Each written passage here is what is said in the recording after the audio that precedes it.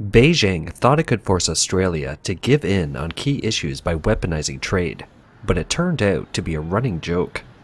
In May 2020, the Chinese Communist Party, or CCP, announced anti-dumping and countervailing duties totaling 80.5% on Australian barley imports. Since then, as many as 20 products from lobster and beef to wine and coal and even liquefied natural gas have been affected, directly threatening Australia's exports worth 20 billion Australian dollars, or about 14.5 billion US. Given Australia's dependence on the Chinese market, which accounted for nearly 40% of its exports at the time, such sudden economic decoupling came as a heavy blow. The CCP didn't hide the reasons for the punitive action against Australia. In November 2020, the Chinese embassy in Canberra handed out 14 articles of discontent to Australian media outlets such as 9 News, SMH, and The Age. It seems to pressure the Morrison government to change its position on key policies. The list of 14 areas where Beijing believes Australia is responsible for the deteriorating relations between the two countries includes the following: Australia's call for an international investigation into the origins of COVID-19, the decision to ban Huawei from 5G tenders in 2018, the blocking of 10 cases of Chinese investment in Australia's infrastructure and agriculture, the cancellation of visas for Chinese academics to Australia, and a raid on Chinese journalists in Australia, and so on. The Australian government ignored the threats from the CCP and quickly adopted a strategy of diversification of trade. The country looked for new trading partners and sought to export products to other countries in order to reduce its dependence on China. This approach has been remarkably successful. The Australian Treasury estimates that Australia lost about $3.9 billion in exports to China in the first year of the trade sanctions, but at the same time, the exports to the rest of the world increased by about $3.2 billion. The net loss of $720 million represents only 0.25% of Australia's exports. And due to the surge in iron ore prices, Australia's iron ore exports to China have increased by 10% since the sanctions took effect. According to the mining website Australian Mining, Chinese imports of iron ore from Australia reached approximately $10.8 billion in June 2021 alone, an increase of approximately $720 million over the same period a year ago. Moreover, the economic situation is getting better for Australia. Data published by the Chinese General Administration of Customs in January 2022 shows that China's imports from Australia in 2021 increased by 40% year-on-year. What's more, the value of China's trade deficit with Australia reached $98.4 billion. That is, China's imports from Australia far exceeded its exports to Australia, a difference of almost $100 billion. Australia has become the second largest trade deficit country for China. This is partly because the prices of commodities such as iron ore and coal are trading at high levels. The trade figures show that China is having trouble getting rid of its dependence on Australia for its mineral resources. While Beijing has banned imports of Australian coal, China still has a strong demand for other minerals from Australia. China's imports of minerals from Australia amounted to $137.3 billion in 2021. In the first half of 2021, Australia's agricultural exports to China fell by 31% compared to the same period in 2020, but Australia's agricultural exports to the rest of the world increased by 29%. By November 2021, Australian coking and power coal exports had more than doubled due to soaring coal prices and strong demand from other countries. Whitehaven Coal, an Australian coal company, said last year that China had banned imports of Australian coal and sought to buy it from other countries, effectively spending more money on the same product indirectly. The outside world has witnessed that instead of silencing Australia, the coercive measures of the CCP have had the opposite effect and strengthened Australia's resolve to resist the CCP. At the G7 summit in the UK in June 2021, the Australian delegation distributed copies of the 14-point list of grievances from China to the heads of state, which may well have helped Western countries see Beijing's intimidation of Australia. In the meantime, Australia has strengthened its quadrilateral security dialogue with India, Japan, and the US. In September 2021, Australia established the AUKUS Trilateral Security Partnership with the UK and the US, in which the UK and the US have agreed to help Australia develop and deploy nuclear-powered submarines, the most challenging operation against the CCP regime. This event also marked Australia's move to a more central position in the Five Eyes alliance. Australia has demonstrated to the world that there is money to be made in resisting the CCP. On February 10, 2022, when the U.S. Secretary of State Antony Blinken was in Australia, he said in an interview that China's attempts to squeeze Australia economically had backfired and that the CCP had more to lose than Australia. He also said that by confronting the CCP, Australia had set a very strong example for the world which would make the CCP think twice in the future. Nothing is inevitable. I think that's, well, maybe the only thing that's inevitable in life is death and taxes, as has often been said. But beyond that, no. And having said that, I think we share concerns that in recent years China has been acting more repressively at home and more aggressively in the region, and indeed potentially beyond. But as I said, what brings us together, what unites us, is an affirmative vision for what the future can bring, but also a commitment to defend the rules-based system that we have spent tremendous time and effort building over these many years. Among Australia's allies, India should be one of the most benefited partners. In February 2021, former Australian Prime Minister Tony Abbott was appointed by current Prime Minister Morrison to meet with Indian Prime Minister Modi as a special trade envoy. He published an article in the media saying that India was the perfect replacement for China in the global supply chain, and that the acceleration of bilateral trade between Australia and India signaled the drift of the democratic world away from China. It is understandable why Australia sees India as the next active partner in its economic development. Australia needs to find a new economic engine as its economic relationship with China is not likely to return to the past. While Australia's primary industries are agriculture, forestry, and mining, they are complemented by India's manufacturing sector. India is a democratic country with a population of about 1.36 billion. As of February 11, 2022, Indian and Australian negotiators are close to clinching a limited trade pact or so-called early harvest agreement. Trade negotiations received a push after the US, Australia, Japan, and India pledged to set up a so-called Quad Group in response to China's economic and military expansion. Australia and India launched negotiations for a comprehensive economic cooperation agreement back in 2011, and in 2020, Indian Prime Minister Modi and his Australian counterpart decided to speed up the negotiations for a trade deal while agreeing to resolve some bilateral issues. Two-way trade in goods and services has grown in value from $13.6 billion in 2007 to $24.3 billion in 2020, according to government estimates. Addressing fears among India's domestic industry and farmers about a bilateral trade pact with Australia, the Indian Trade Minister said, I feel empowered to be able to share with you that our teams should be in a position to come up with the interim agreement, the early harvest part of the final comprehensive economic partnership in the next 30 days. Both sides have been very, very fair and understanding about the sensitivities that each side has about certain issues. Australia has certain sensitivities, India has certain sensitivities, and the good part of this friendship is that we have respected each other's sensitivities, and the agreement is an agreement which is only a win-win. I think the Quad has just added to the strength of the relationship, and I think what we'll see is it will continue to develop and grow and enhance the relationship, not only between Australia and India, but of all countries of the Quad. And, you know, down the track, we have free trade agreements with the United States, we have one with Japan. My hope is in 30 days we will have an announcement with India.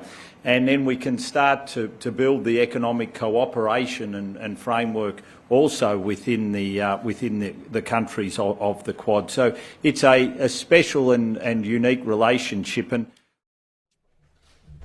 Foreign ministers of Australia and India, part of the Quad Group, met in the Australian city of Melbourne on February 12, 2022. During the meeting, the Indian foreign minister criticized China's economic actions towards Australia and blamed China for the ongoing border conflict in eastern Ladakh between India and China. Surely, Beijing has mixed emotions about its growing isolation internationally as Australia moves closer to countries like Lithuania and India and gains more allies. 关于中澳关系的 With regard to the rights and wrongs of China-Australia's relations, we have already elaborated on China's position many times, and I will not repeat it here. The ins and outs of the China-India border situation are very clear, and the responsibility does not lie with China. At present, China and India are in communication on further improving border management and control, as well as confidence-building measures. We hope that India will strictly abide by a series of agreements signed by the two sides, refrain from making irresponsible remarks, and take concrete actions to work with China and jointly safeguard peace and tranquility in the border area. 边境地区的和平与安宁。 The statements of Chinese diplomats illustrate the trait of the CCP, which is to never admit mistakes and end up being caught in one misjudgment after another for a very long time. It has been noted that the CCP has been particularly tough on Australia compared to other Western countries. For example, on the issues of the Taiwan Strait and the South China Sea, many countries around the world don't support the bullying behavior of the CCP. The US, UK, and Canadian warships have crossed the Taiwan Strait several times, but Beijing has only shouted a few words of opposition and done nothing more. However, when Australia took a stand in support of the US and its allies, the Chinese official media vowed to launch a missile attack on its homeland.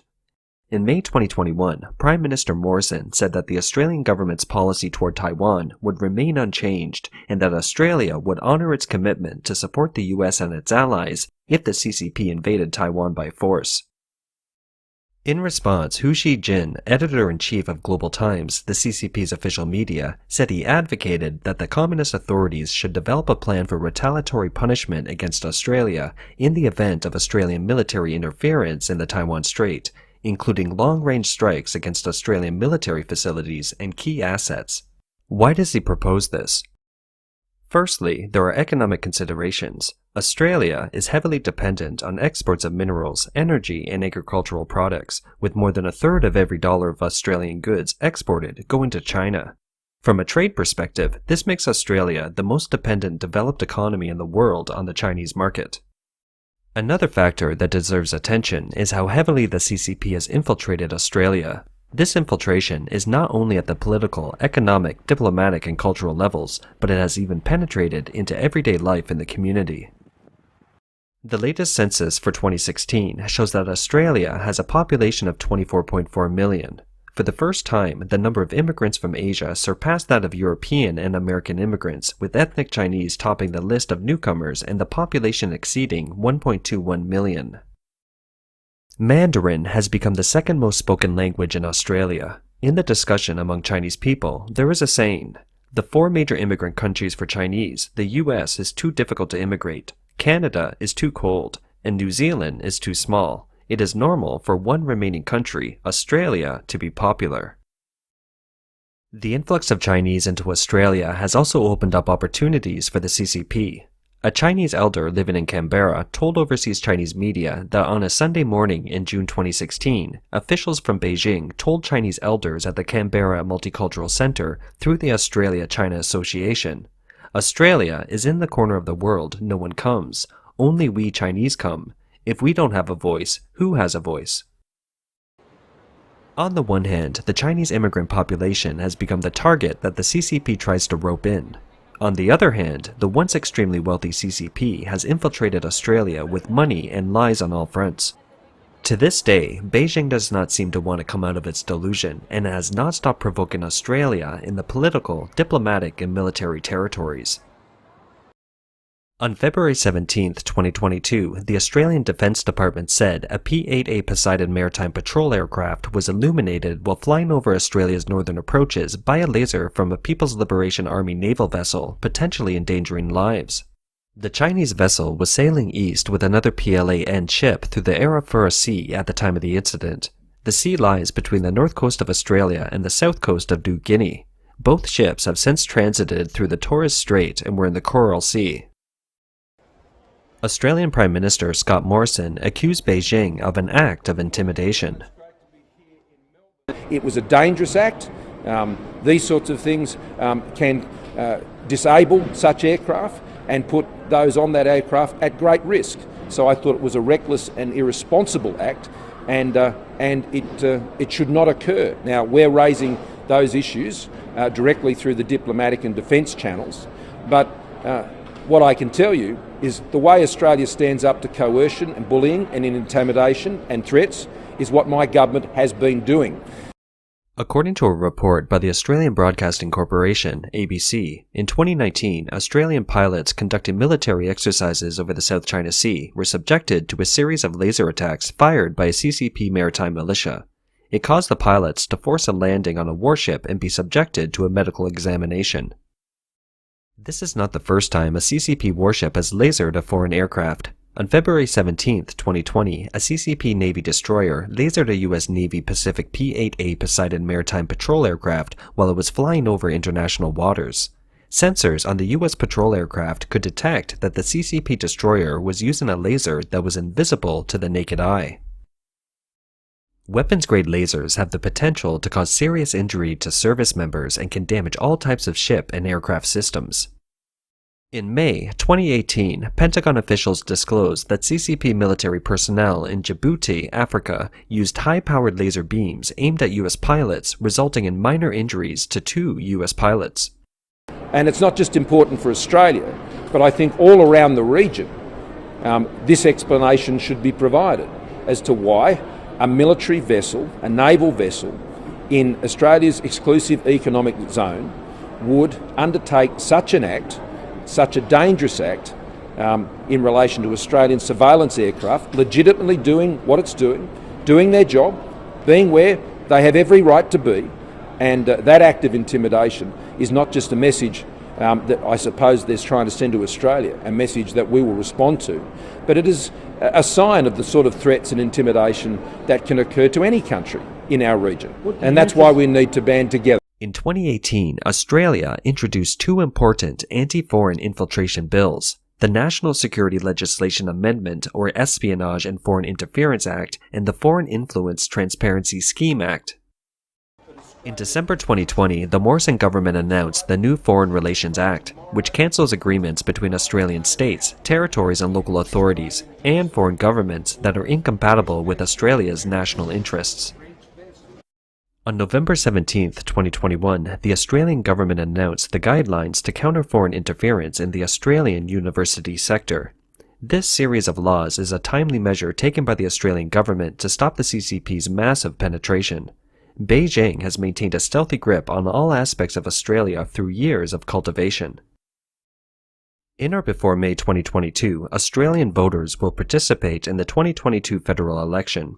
In his annual threat assessment, Australian Security Intelligence Service Director Mike Burgess revealed that the agency defeated an attempted plot to interfere in the Australian election in which a foreign government tried to plant an agent within a political party through a wealthy individual acting as the mastermind using a series of complex operations.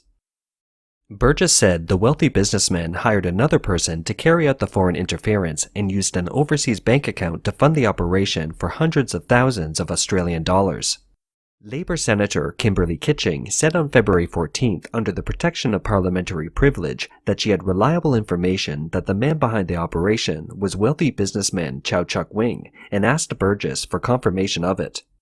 Chow Chuk-Wing later issued a statement saying that Kitching's allegations were baseless. Originally from mainland China, Chow Chuk-Wing has become an Australian citizen and is involved in real estate development. He has donated more than 4 million Australian dollars to major political parties since 2004. He has also donated more than 45 million Australian dollars to Australian universities. According to the information posted on the Chow Chuk Wing Foundation website, Australian Labor Party leader Anthony Albanese attended the opening banquet of the Chow Chuk Wing Museum on November 16, 2020, and delivered a speech. Australian media news.com.au revealed that according to information provided by sources within the government, Prime Minister Morrison declined to attend the party for national security reasons, and that former Liberal Party leader Brendan Nelson and former New South Wales Premier Bob Carr also attended the party at the time. The Global Times, the CCP's official media, published an article on February 14, 2022, with the headline, "Weak Australian leadership inhibits potential relationship reset with China." It also tweeted on the same day, "Albanese will not be a charismatic leader, but he positively shines compared to Morrison. Such is the abysmal state of Oz politics. One would like to see a reset in ties with China, but Oz leadership is weak and US pressure is sustained." To this day, there are still panda huggers in the Australian political arena. In a speech at the National Press Club in Canberra on November 10, 2021, former Australian Prime Minister Paul Keating repeated twice that Taiwan is not an important interest for Australia. He said, "We have no alliance with Taipei, no. There is not a single document of alliance with Taipei in Canberra. We don't recognize it as a sovereign state. The Taiwan issue is fundamentally a civil issue for China." On the Chinese Communist Party, Keating said, "We have to deal with them because they are going to be very powerful in this part of the world." But it's clear that such a political view is no longer the mainstream in Australia. The Chinese Communist Party is still trying, but times have changed dramatically. While some Australian officials and business people will still dream of expanding the Chinese market, there is clearly not a reset moment ahead as Beijing expects.